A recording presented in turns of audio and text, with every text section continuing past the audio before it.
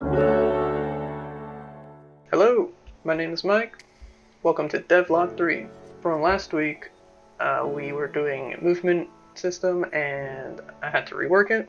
So this week, I just improved on it, took out the old module, implemented a new movement system. The new movement system has a logic where if you go to move a unit and you move outside of the battlefield, it will cancel that movement and you'll go back to where you started. If you were to move onto a hex tile that is not highlighted in yellow, it would also cancel your movement, putting you back to the start. So you're only allowed to move where it's highlighted, pretty much.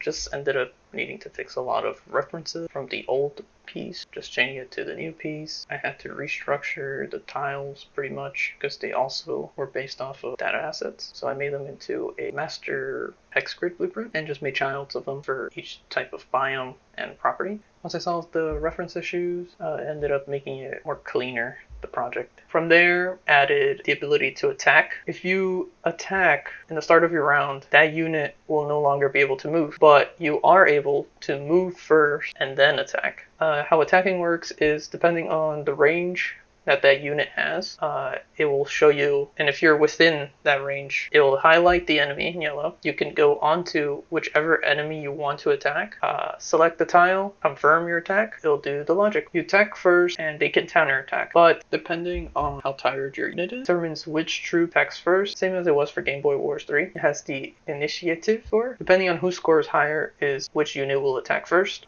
Next thing I added was capturing. You can capture and attack properties. To capture a property, it has to be a neutral property and you have to have an infantry unit on that property. It will then give you the prompt on the UI that you can capture it. Once you capture it, it will turn to your team side and you'll be able to deploy whatever troop it can deploy. You can also move to the property and capture it.